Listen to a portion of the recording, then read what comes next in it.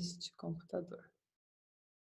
Bom, começando então, nós vamos falar sobre estresse pós-traumático. Muitas pessoas têm uma noção errada sobre o estresse pós-traumático. As pessoas acham que estresse pós-traumático é depois de um acidente de carro, depois de um acidente que criou só um trauma, e na verdade não é. Pode ser uma notícia ruim que você recebeu, pode ser perda de um ente querido, perda de um ente às vezes querido. de um animal, né? De um pet muito querido. Você não estava esperando. É coisa que você não está esperando. É diferente de alguém ficar doente e ficando, passando um tempo, você imagina que isso possa acontecer. É diferente. O que mais que pode acontecer no estresse pode causar estresse pós-traumático? Acho que é a perda de um trabalho, né? Ser Isso. demitido. A gente teve um caso esses dias de um rapaz que ele foi demitido, mas ele foi demitido numa segunda leva. Na verdade, desde o começo ele estava achando que ia ser demitido porque estavam mandando muita gente embora e ele não foi mandado embora. E aí, um belo dia, só ele foi mandado embora do nada. Então, isso causou realmente um estresse pós-traumático, porque ele não estava esperando. Quando todo mundo estava indo embora, ele esperava, nossa, pode ser que eu vá também, né? Aí passou todo mundo foi em março, passou todo esse tempo e um belo dia ele chega na empresa, a sala dele estava toda diferente. Aí fala, você está sendo chamado em tal lugar. Aí ele entra nesse lugar, estão todas as coisas dele e aí ele recebe a notícia. Quer dizer, isso foi um estresse pós-traumático. Ele não conseguiu nem voltar para casa, ele perdeu até o caminho. Ele não sabia, né? É o término de um relacionamento, né? Um namoro, um noivado, um casamento. Um casamento, né? Ou descobrir uma coisa assim. Então, essas coisas elas causam traumas, né? São pega a gente desprevenido e pode causar então um transtorno, uma doença. Quando a gente trabalha isso logo no início, é mais fácil e mais rápido. Quando a gente demora, né? A gente vai levando, o buraco vai ficando cada vez maior e por causa disso vão aparecendo outras doenças. Então, tem pessoas que têm depressão, mas começou com estresse pós-traumático. E a pessoa não se atentou para isso. E aí, então, ela vai procurar ajuda, detecta que ela tem depressão, mas ela trata da depressão, mas os problemas do estresse pós-traumático continuam ali. Aí, mais para frente, ela vai ter algumas coisas que vão acontecer, e aí, então, se ela tiver acompanhada, tiver com algum profissional, pode ser, então, que ele detecte o estresse pós-traumático, tá bom? Então, como é que a gente detecta isso? Então, tem o CID-10, explica para eles o que é CID-10. Então, o CID é o Código Internacional das Doenças, né? Então, todas as doenças estão catalogadas com um número e uma letra, né? E isso é igual no mundo todo. Então, se eu tiver um diagnóstico, né, aqui no Brasil, né, e eu pegar esse número e aí chegar lá na Inglaterra, por exemplo, e falar para o médico, olha, eu tenho esse problema aqui, né, dar o CID para ele, o médico já sabe qual é a doença que ele tem. Então, como ele disse, o CID-10 é no mundo todo, mas com exceção de nos Estados Unidos, né? Nos Estados Unidos, eles vão usar o DSM-5, né? Para parte de mental, né? Então, o CID-10 na parte mental, no mundo inteiro. Mas, nos Estados Unidos, eles usam o DSM-5 para classificar. Então, é uma sigla, né? E que significa um manual de diagnóstico e estatística, né? E por que 5? Porque está na revisão número 5 já, tá bom?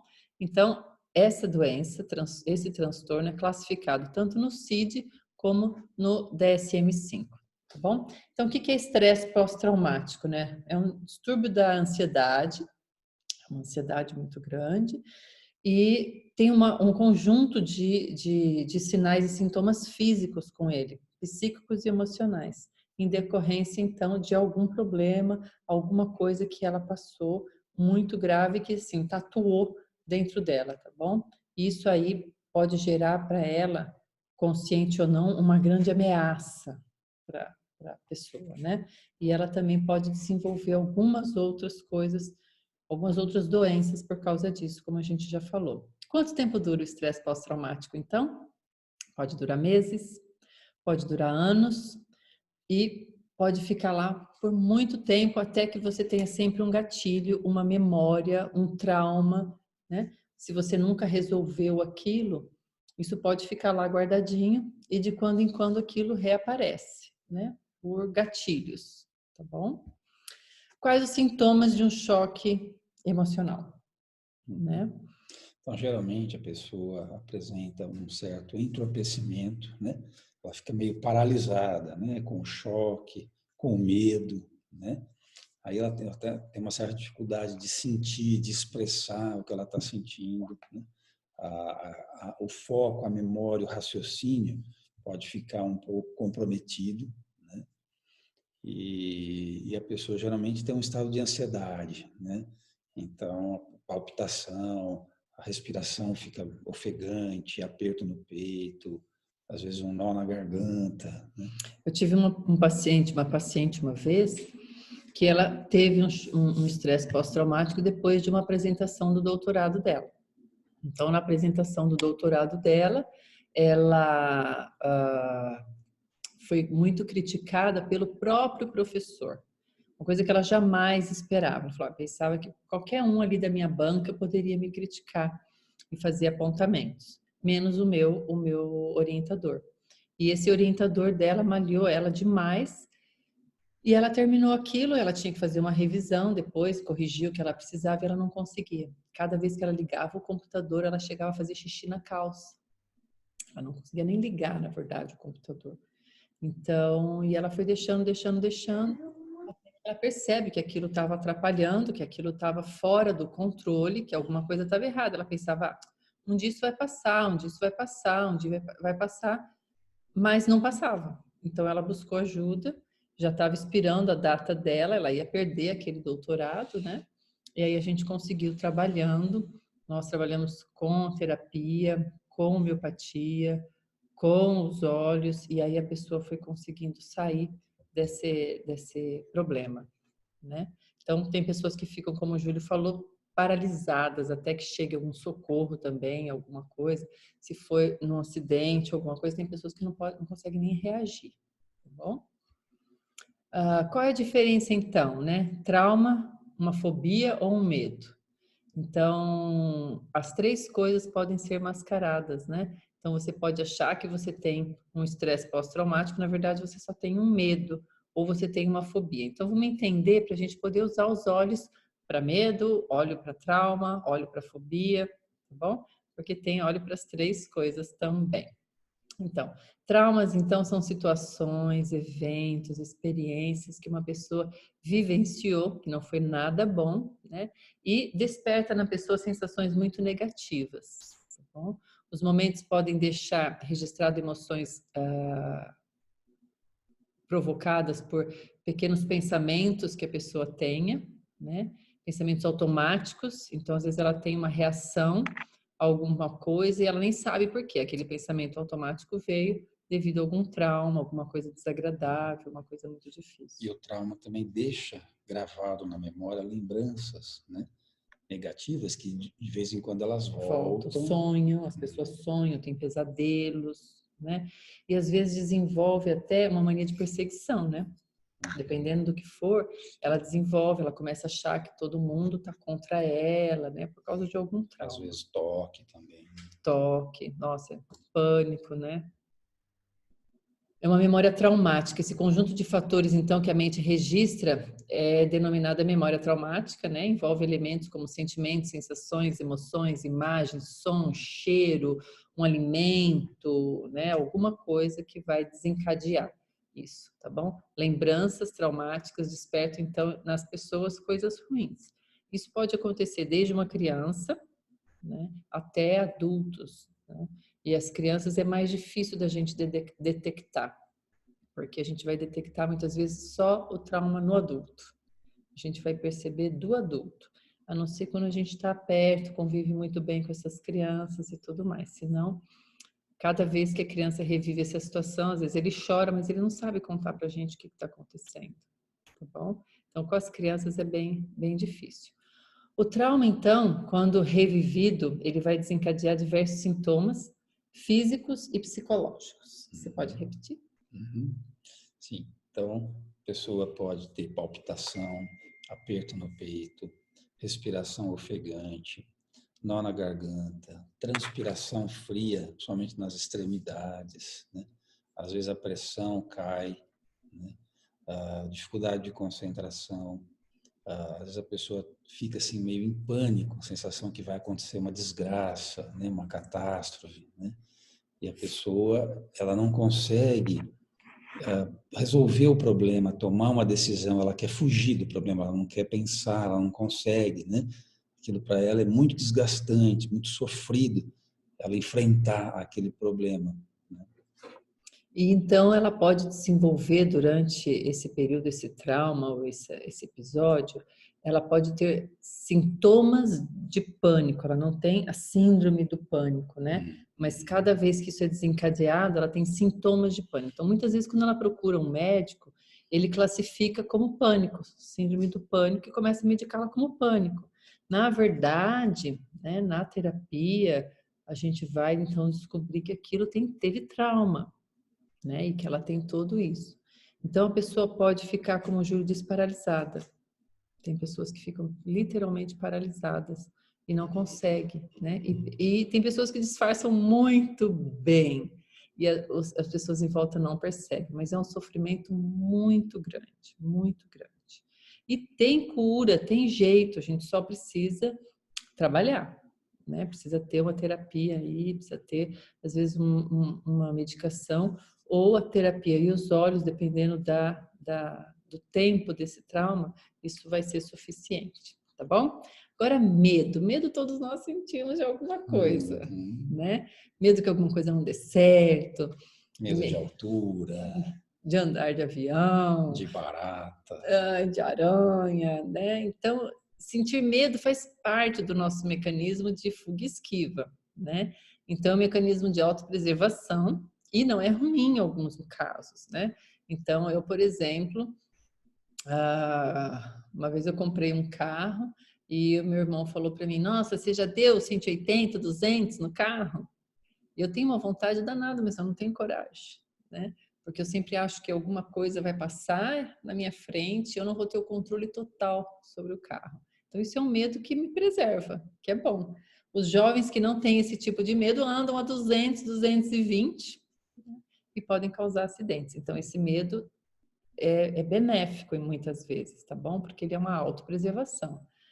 E ele também está associado aos nossos instintos. Então, se eu não tenho medo de altura, mas se eu chegar perto de um precipício, alguma coisa, eu me esquivo. Eu saio dali, porque eu tenho medo de cair naquilo lá, né? Então, se tiver numa altura muito grande, eu não tenho problema nenhum de olhar lá embaixo. Mas eu não vou me apoiar em nada, nem vou fazer nada, porque eu tenho a minha autopreservação, tá bom? Por isso que, às vezes, ele é benéfico. Mas as pessoas que não sentem medo de nada podem ser negligentes e podem, então, ter problemas, tá bom? Então, tem coisas boas do medo e tem coisas ruins. A gente só tem que ter sabedoria, né? E entender quando o medo é ruim. Então, quando que um medo é ruim? Quando ele não deixa você resolver o problema, ele te paralisa, você não consegue enfrentar as coisas, né? Ele te prejudica, né? Aí não dá, aí tem que procurar uma solução. Então, sentir medo é o que vai nos proteger contra situações perigosas, né? Que podem comprometer até a nossa integridade. Então, tem gente que fala assim, eu não vou mentir porque eu tenho medo que descubram. E aí, é bom, né? Mas essa integridade também pode estar associada à autoestima, né? A outras emoções. Então, isso é uma coisa que a gente precisa observar. Fobias. Nossa, tem gente que vai olhar esse slide e não vai querer nem olhar para ele, né? Por quê? De aranha, de cobra. E uma vez tinha uma cobra toda de... De que era aquele material? De argila? De argila que eu usei uma vez dando uma aula, né? E eu pedi para um amigo fazer uma serpente. e eu guardava ela no guarda-roupa. E um dia eu tinha uma funcionária que estava me ajudando a limpar, então eu subi na escada e comecei a dar as coisas para ela do guarda-roupa, limpar lá dentro, né?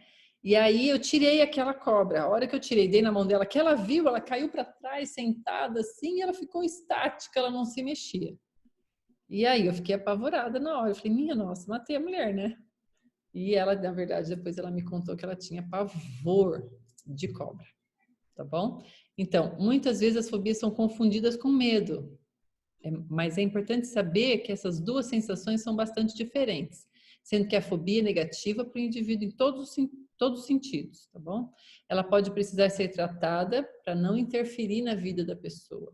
Uma fobia é um medo exagerado, incontrolável, geralmente é algo que é comum ou natural e não oferece perigo para a integridade do ser. Quer dizer, aquela cobra lá, que era uma coisa que não era de verdade, não oferecia nenhum perigo, tá bom? Mas tem gente que gosta de brincar, né? Com aquelas baratas de borracha, jogar na pessoa, causar. Isso é um problema, porque você pode causar, né, uma coisa muito ruim. Então, ter medidas, as pessoas podem ter medidas desproporcionais, né? Para uma coisa que era normal e a pessoa chega a passar dos limites. Nossa, mas vai ter olhinho para isso? Vai, tá bom? Os óleos vão ajudar, vão equilibrar. E aí a gente vai entender por que os óleos essenciais podem ajudar nisso, né? Quer falar um pouquinho por que um óleo essencial pode ajudar no medo, pode ajudar num trauma, pode ajudar numa fobia, né? Então, os óleos essenciais, eles atuam no sistema límbico, né? E o sistema límbico é o centro das emoções, né? O medo é uma emoção, né? A fobia é uma emoção, né? E o óleo essencial, ele pode ter a capacidade de desgravar aquela informação que está lá, né? Pode apagar, né? Porque a memória, né, ela é feita quimicamente, né? Geralmente através da acetilcolina, né? E grava essa mensagem no neurônio. E o óleo essencial, ele pode ir apagando, né, essa informação que está lá gravada e com isso a pessoa vai melhorando o medo, a fobia dela. Eu tive uma paciente uma vez que nós fizemos, quando a pessoa tem fobias e tem essas coisas, a gente faz o que a gente chama de dessensibilização sistêmica. Então, você vai trabalhando, né, com a pessoa, falando daquele objeto, daquele animal, daquele bicho, daquele inseto, ou, né, alguma outra coisa, vai trabalhando isso em terapia, vamos usando o óleo, geralmente eu ponho o óleo no difusor, eu pingo para a pessoa dar uma inalada no começo, peço autorização para ela, a pessoa vai usando aquilo e aquilo vai dando um conforto e a pessoa vai conseguindo falar. Eu vou até o limite que ela consegue naquele dia.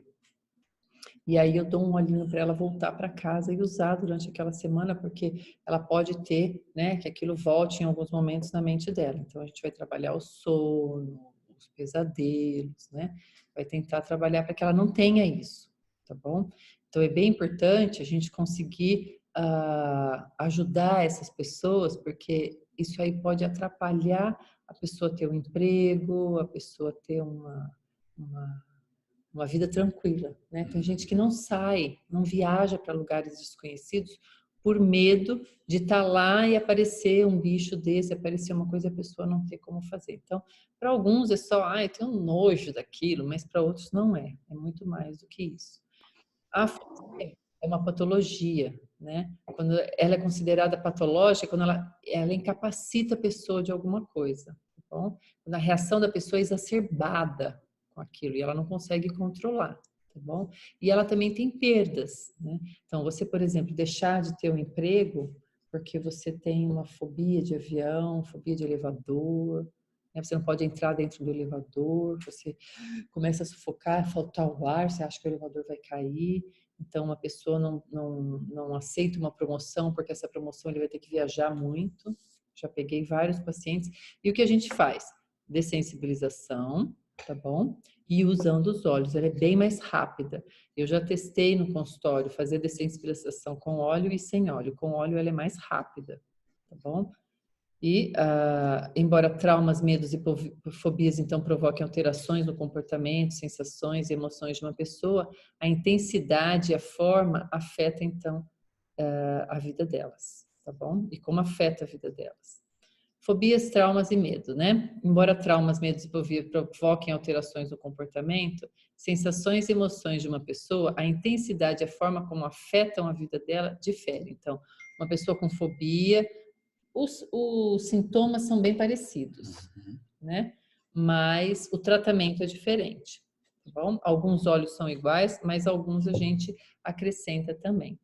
Então, quais tipos de traumas psicológicos mais comuns podem trazer, então, para o estresse, podem ser causas de um estresse pós-traumático? A gente falou vários no começo, então, a separação conjugal, perda de ente querido, abortos, acidentes, assalto, sequestro, violência sexual na infância ou na adolescência, ou mesmo na idade adulta, mudança drástica de vida, sofrimento ou testemunho de violência, tá bom? Ter sofrido violência ou ter testemunhado violência. Então, às vezes, os pais, quando brigam, gritam, né?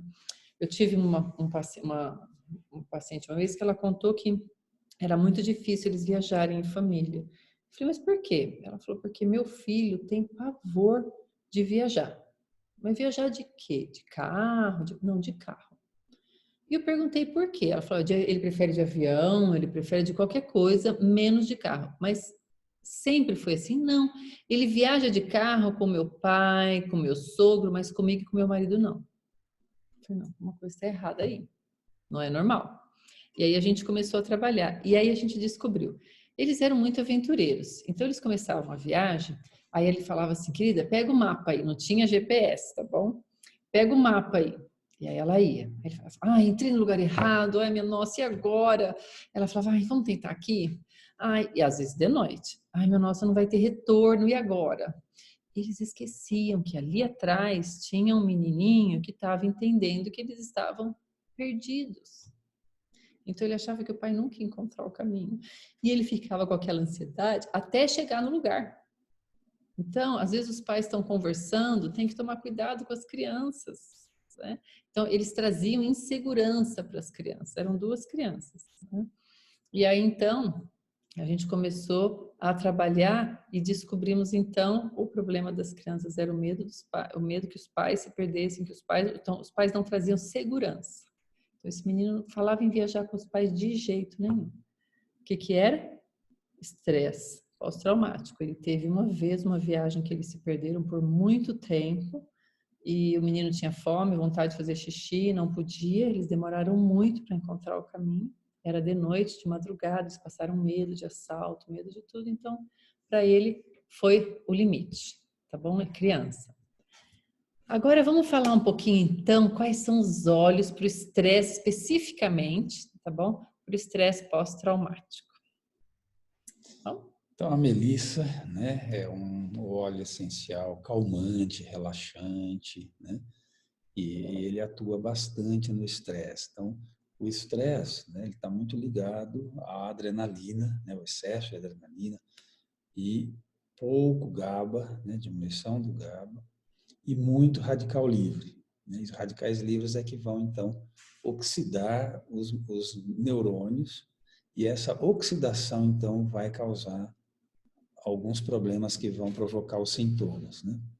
E a melissa, né? A gente sabe que os óleos essenciais, eles são antirradicais livres, antioxidantes e regeneradores das células, das membranas celulares, do DNA, das organelas do citoplasma, né? A camomila romana também é outro óleo essencial calmante, relaxante, por isso beneficia muito no estresse, né? E o helichrysum, né, que é a sempre viva, também é muito usado. Quer dizer, esses você pode inalar, pode passar, pode fazer um blend e pode tomar também. Não necessariamente você vai precisar usar os três, né? Você pode escolher um desses três. E se precisar, você acrescenta mais um ou Isso. dois. E tem esses outros três também, o vetiver, o balance e o neroli, que você não vai tomar, tá bom? Você só vai inalar e passar. Agora, por exemplo, a melissa ainda não tem no Brasil, ou, por exemplo, você não tem em casa a melissa. Nossa, então não vai adiantar. Vai sim. Você vai lá, pega seu manual e vai ver quais são as propriedades da melissa. E aí você vai ver quais óleos você tem em casa e que óleos você tem, quais são as propriedades dele. Então eu vou ler para vocês as propriedades da melissa. Então, se você tiver algum óleo com essas propriedades, vai ajudar também. É porque a melissa, ela tem uma quantidade de algumas propriedades bem grande. Então, ela é bem forte. Mas você tem outros, então às vezes você vai encontrar outros 2 que podem ajudar e você pode usar os 2 em vez de usar só a melissa. Então, por exemplo, a melissa, qual que é a propriedade dela? Ela é antioxidante. Olha o Júlio explicando que vai, então, antioxidante vai combater os radicais livres, tá bom? Então, tem vários óleos que vão fazer isso. Quer dar um exemplo de um outro antioxidante? Orégano, tomilho, a lavanda. A lavanda. Então, se não tem a melissa, então vamos ver. Tem que ser algum óleo que você tenha antioxidante, antidepressivo, antiespasmódico, antihistamínico, antiviral, hipotensivo e sedativo. Então, de repente você tem um em casa que é mais sedativo e tem um outro que é mais é um antidepressivo. Então você junta esses 2. Então, se você vai comprar, então aproveita e compra aqueles que já têm uma quantidade dessas propriedades grande. Se não, vamos, né, acrescentar algum outro. Mesma coisa o vetiver. O vetiver é um óleo aterrador, né? Então ele vai dar segurança para a pessoa que o estresse pós-traumático tirou. Agora, que outro óleo é aterrador também? Todos as madeiras, né? Os pinheiros, né? Então, o cedro, né? O cedarwood, Siberian o Fir. Siberian Fir, o cipreste. Então, se você não tem um, lembra, você pode procurar outro. Também no manual, quem tem o manual, no Fundamentos, lá no fim ele vai falar um pouquinho sobre a propriedade de cada um. Então ele vai dizer assim, lá falava de um sedativo, né? Então você vem aqui e procura que óleos são sedativos. Olha lá. Aí ele vai dizer, olha quantos. Ele vai dizer que o basil, bergamota, cedarwood, clary sage, Douglas fir, marjoram. Percebe? Então, olha as propriedades de um e vamos acrescentar, às vezes, outros óleos para substituir. Porque a gente, às vezes, não tem todos os óleos, tá bom? O Balance é um blend, que nós não vamos tomar também, mas ele tem muitos desses óleos. Quer ver? O Balance, ele tem quase todos esses que ele citou aí, quer ver?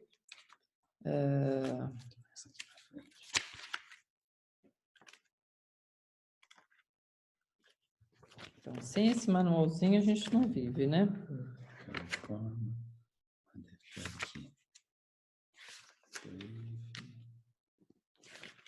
Balance, cadê ele? Aqui, ó. Então, olha, o que ele tem no Balance? Nossa, spruce, madeira rui, incenso, tanacito azul, camomila. Tá vendo? E ele vai ter outros para poder dar o equilíbrio que a gente está procurando, tá bom? É um óleo que é estabilizador, centralizador, é um óleo mais doce. E assim a gente vai fazer com os outros também, tá bom? Fica a dica aí, se você não tem um, como fazer para ter outro, tá? Medo. Quase todos os óleos que são blends, você vai encontrar algum óleo que vai ajudar no medo. Então, o Peace, Motivate, Console, Passion e a bergamota também. E outro que ajuda para o medo também é o Petit Grain, né? Que a gente não colocou pânico, aqui. Né? Ele ajuda para pânico e para medo, tá bom? Então, de novo, olha lá o que tem nesses óleos. Esses óleos, com exceção da bergamota, são blends. Você não vai tomar, você só vai passar. Mas você pode encontrar lá o que eles têm e fazer o seu próprio blend, se você não tiver, tá bom? Mas, ó, vale a pena ter todos os óleos das emoções em casa, como um kit de primeiros socorros emocional, tá bom? É excelente para a parte emocional. Trauma emocional, então. Nossa, por que que o frankincense vai ajudar para o trauma? Eu adoro o frankincense. Por que que ele Porque ajuda? ele é um regenerador, né? Então, ele vai regenerar a célula, vai regenerar os danos que o radical livre provocou nos neurônios, né?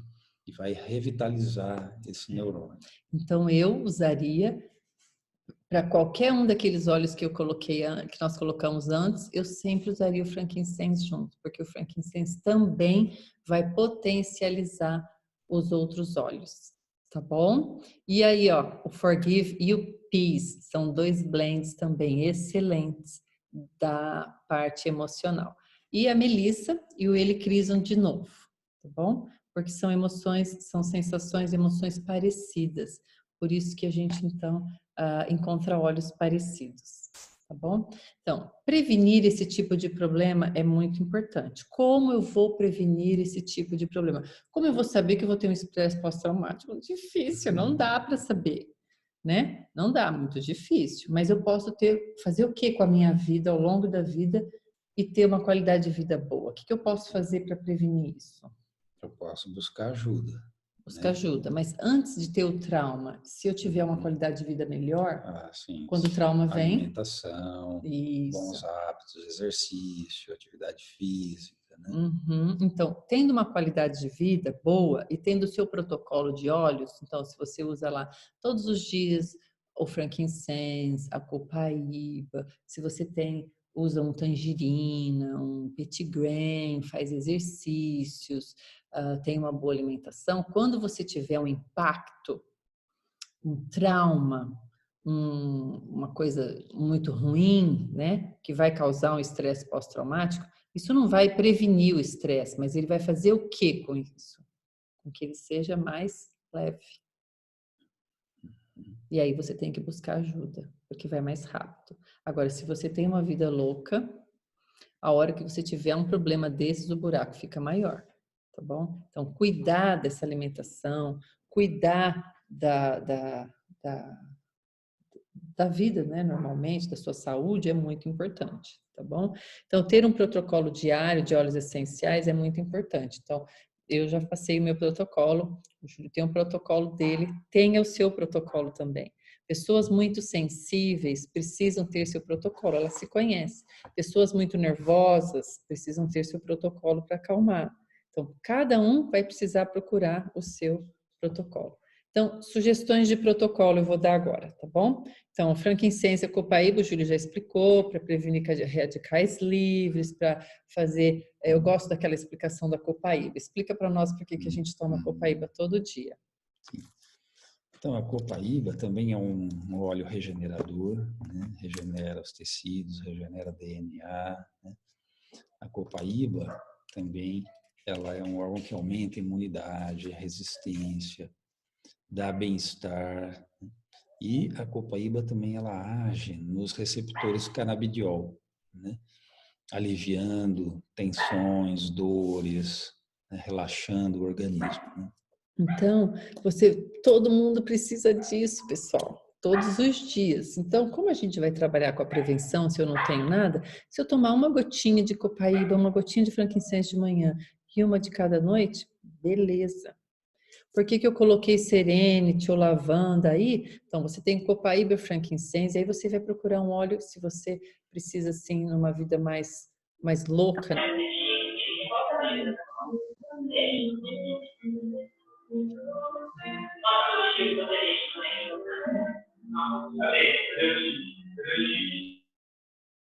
Voltando lá, pessoal. Então, se você tem uma vida mais tumultuada, então você tem que encontrar o seu óleo. Eu coloquei aí a sugestão de lavanda ou serente, mas é o seu óleo. É aquele óleo que vai te acalmar. Ou você tem problema de sono reparador. Então, você tem dificuldades com o sono. Então, toma copaíba ou frankincense, mas toma alguma coisa para ajudar no seu sono. Aí eu coloquei um óleo de prazer, de alegria, né? Para essa fase que a gente está. Também é uma sugestão. Pode ser petit grain, pode ser qualquer óleo cítrico, tá bom?